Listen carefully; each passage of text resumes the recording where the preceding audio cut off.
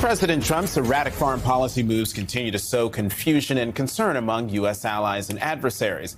Yesterday, he followed through on his threats against multiple NATO countries by announcing that starting in February, they will be charged a 10% tariff on goods sent to this country, a levy that will increase in June to 25% until, quote, a deal is reached for the complete and total purchase of Greenland.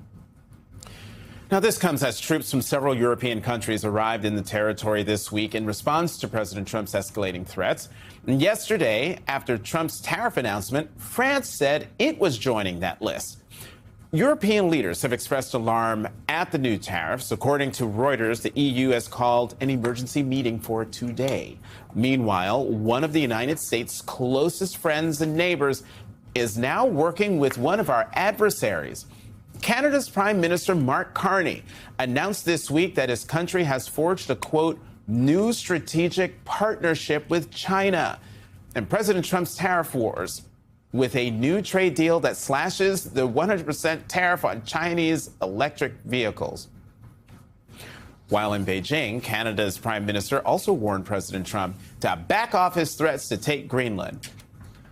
Nothing about this makes any kind of sense. I cannot say it better than Benji Sarlin, who tweeted yesterday. I'm trying to think of a more unpopular policy idea on paper, and it's hard to do better than raise consumer prices to militarily pressure Greenland. It's confusing. Yesterday, he announced tariffs on all these countries: Denmark, Norway, Sweden, France, Germany, the United Kingdom, the Netherlands, and Finland, just as his administration was starting to move back a little bit from at least adding new tariffs. They were pulling back things like on bananas, I think was one of them. Like, look at that. These are countries who have been our allies for a very long time.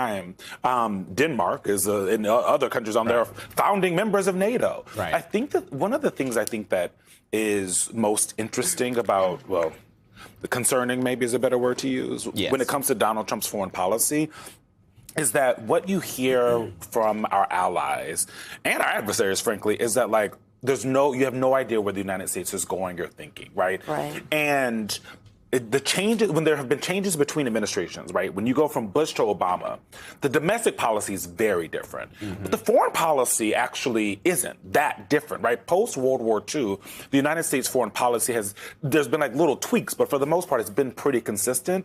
And so the world has been able to kind of guesstimate and understand what the administration is going to do. And you can work on things from administration to administration. That is no longer the case. And they just can't trust us anymore. Well, and they haven't been able to trust us since President Trump won the first time. When Vice President Harris went to the Munich Security Conference, in her first year as vice president, she gave a fantastic speech and did a Q&A with the then outgoing president of the Munich Security Forum. And his first question to her was, is the United States back? Because President Biden said the United States is back, and the world was relieved. But Europe even then was like, we're watching and we're not sure. And now their worst nightmares have come true.